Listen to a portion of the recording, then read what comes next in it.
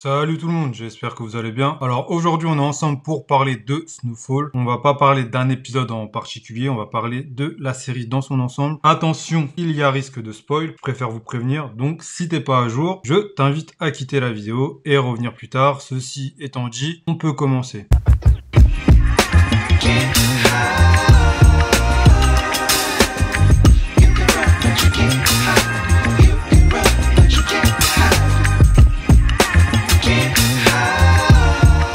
Alors, comme je disais, on va parler de la série Snowfall dans son ensemble. Comme vous le savez, la série a pris fin il y a de ça quelques temps, mais je n'avais pas fait de vidéo dessus encore pour vous donner mon avis. Et je pense que mon avis vis-à-vis de la série est le même que beaucoup de personnes. C'est tout simplement une masterclass. Au-delà de la comparaison qu'il peut avoir sur les réseaux, entre l'univers Power et Snowfall, on met ça de côté, la série est une véritable masterclass. Déjà, pour commencer, l'écriture des personnages est vraiment bien faite. Là où dans d'autres séries, certains personnages sont bâclés, l'histoire suit un vrai fil conducteur et jamais on a l'impression d'être perdu ou qu'elle s'écarte du chemin initial. Et je trouve que c'est quand même assez rare de nos jours, donc juste pour ça, bravo, franchement j'applaudis. Et ce qui est bien également, c'est que chaque saison montre une évolution du personnage principal, mais également de l'entourage de Franklin Saint. Au début, on a le droit à un étudiant qui travaille pour s'en sortir et aider sa mère, et qui découvre le monde de la drogue par l'intermédiaire de son pote riche, et ensuite par Avi. On a également Gustavo El Oso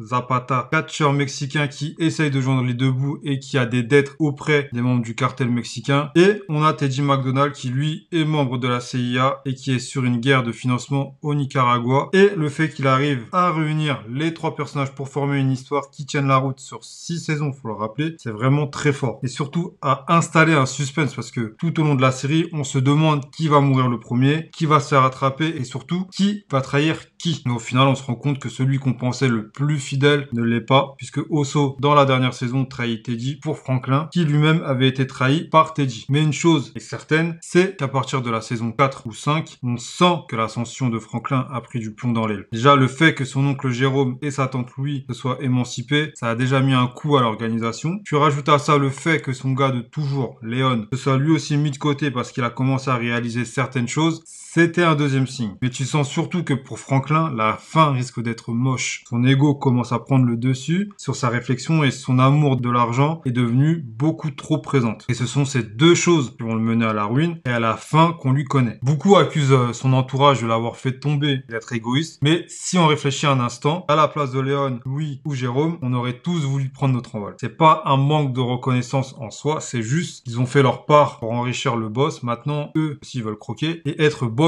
de leur organisation. Et je pense que sur ça, je serais en désaccord avec beaucoup d'entre vous, mais pour ma part, je trouve ça logique comme suite parce que si t'es dans un immeuble, par exemple, et que tu dois monter jusqu'au 5e étage à pied et qu'au 6e étage, t'as un ascenseur, tu vas prendre l'ascenseur pour gravir les étages. Pour moi, c'est exactement la même chose. Ils ont monté les marches petit à petit et arrivé à un étage, ils ont pris l'ascenseur. Donc voilà. Et pour revenir à Franklin, je pensais personnellement qu'il allait le faire mourir. Au final, il finit SDF avec la chute de son empire et une seule personne restera à ses côtés, c'est Léon. La définition de la loyauté, mais également de l'intelligence. Pour moi, c'est le personnage le mieux écrit de la série. Au début, c'est un vrai voyou. Il n'hésitait pas à tirer, etc. Et ensuite, au fur et à mesure de la série, on voit sa prise de conscience et les dégâts directs et indirects qu'ils font à la population. Et son voyage au Ghana lui fera réellement comprendre l'étendue des dégâts. Sa prise de conscience lui fera également éviter de se faire tuer parce qu'il était bien parti pour ne pas terminer la série, vivant à l'instar d'un Jérôme qui, lui, a eu une prise de conscience bien trop tardif, qui se fera tuer à cause de l'ambition de sa femme, alors que lui voulait arrêter le business. Et franchement, c'était vraiment triste. Et je peux vous dire que cette mort-là, dans la série, m'a réellement touché. J'ai vraiment été touché par sa mort, parce que c'est un peu le tonton à tout le monde, tonton Jérôme, tu vois, c'est notre oncle. Et moi, ça m'a vraiment touché. Je sais pas pour vous, vous me le direz dans les commentaires. Et ce qui est bien, c'est que les showrunners ont tellement bien écrit les personnages qu'on s'y attache facilement, on s'identifie même à eux. Et là, pour moi, c'était le coup de grâce. À partir de là, je me suis dit, personne n'est à l'abri, ils peuvent tous mourir d'ici la fin de saison. Franchement, j'ai cru. Et on n'y était pas loin. Et la fin de saison, parlons-en, elle est à la hauteur du début de série. Rien n'est laissé au hasard et la différence de vision et d'ego est réellement montrée entre Franklin et Léon. L'un s'est fait bouffer par sa réussite, son amour de l'argent, etc.